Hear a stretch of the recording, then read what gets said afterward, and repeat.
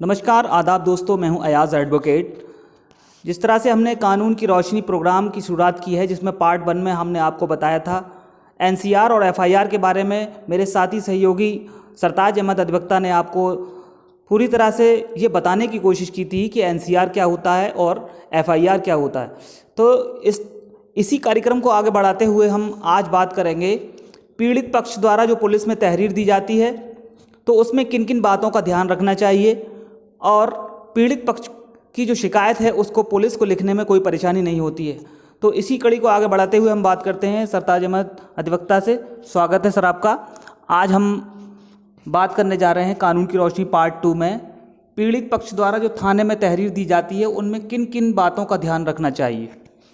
देखिए, सबसे पहले तो जिसके साथ कोई घटना कारित होती है तो कोशिश ये होना चाहिए कि जिसके साथ घटना हुई है उसको खुद स्वयं जाना चाहिए।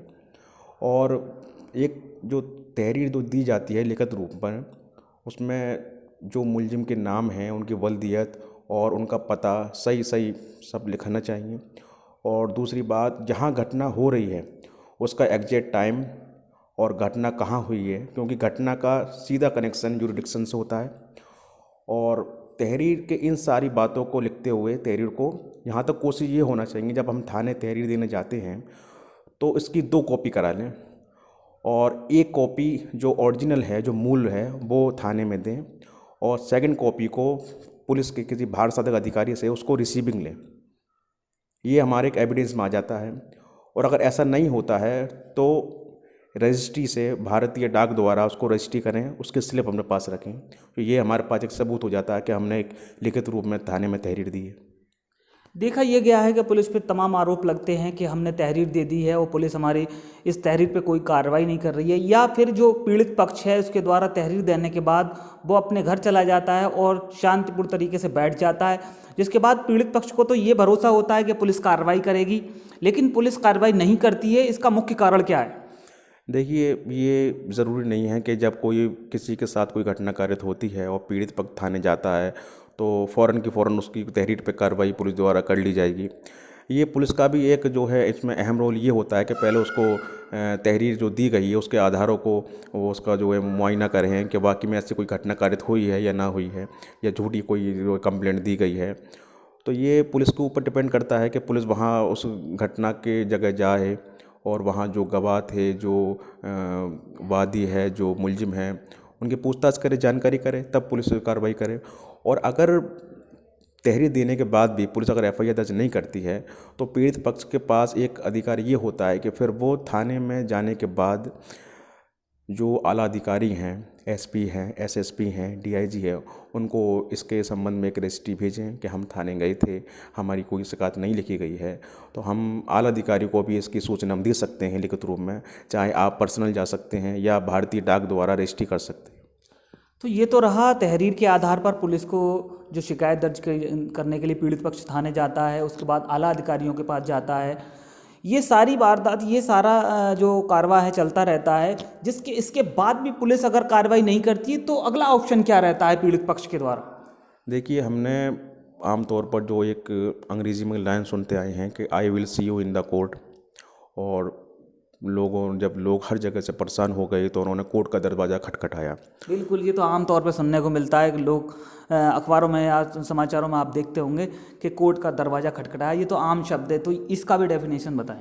देखिए, इसका मतलब सीधे से ये है कि जब किसी के साथ कोई घटना हुई है, पीड़ित है, उसको पुलिस ने नहीं सुनी गई उसकी बात, वहाँ वो चक्कर लगाता गया, कोई उसकी एफआईआर दर्ज नहीं हुई, ना उसकी कोई बात को पुलिस ने माना, तो उसके पास अब आखिर में एक ऑप्शन ये होता है कि वो अब न्यायालय अपनी बात को रखे।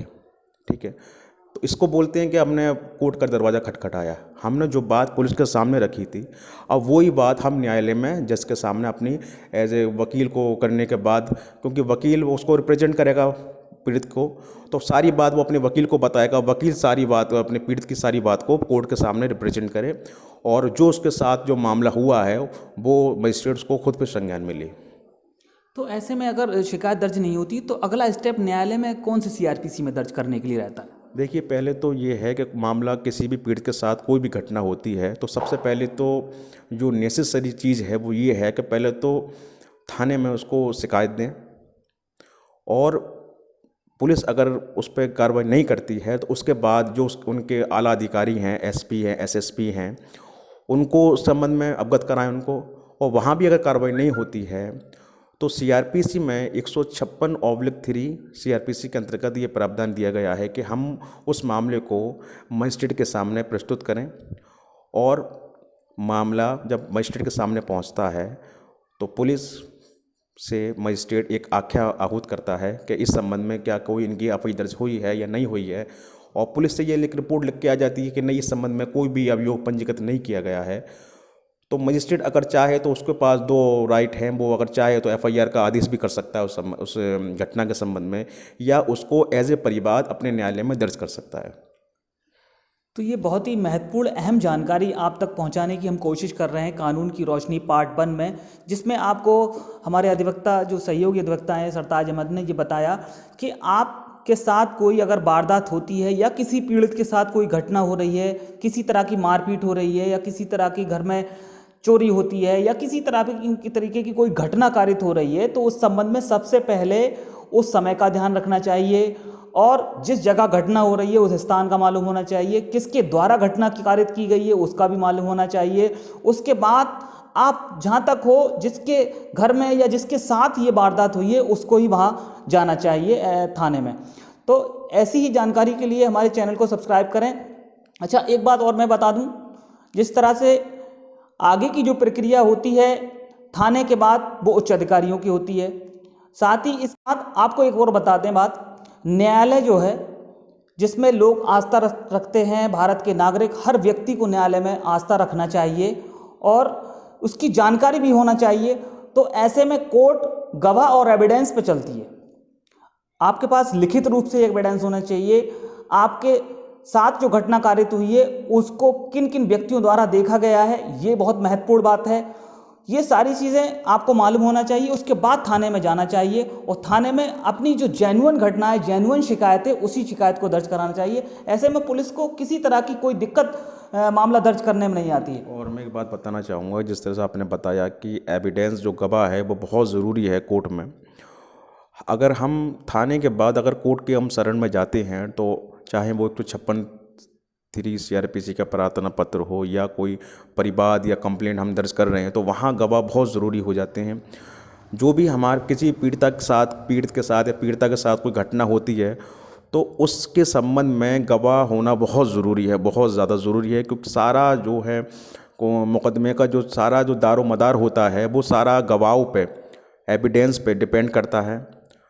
और जहाँ तक हो जो घटना हुई है वो सच्ची होना चाहिए, इसमें कोई भी झूठी कहानी नहीं रचना चाहिए। जो भी जिसके साथ जैसा हुआ है वो फैक्ट बिल्कुल रखना चाहिए, क्योंकि थोड़ी सी अगर झूठी बात भी रखते हैं तो कहानी पूरी बिगड़ जाती है, पूरी कहानी झूठी बन जाती है। तो यहाँ तक ये है कि झूठ से बचना चाहिए और फैक्ट अपनी जो फैक्ट अगर हमने पुलिस के सामने रखा था वहाँ हमने नहीं सुनी गई तो वो हम कोर्ट में सामने सारी फैक्ट टू फैक्ट अपनी बात रखें और वो मजिस्ट्रेट के जो उसके विवेक पे अनुसार है मजिस्ट्रेट को क्या संज्ञान में लेके क्या कार्रवाई करता है।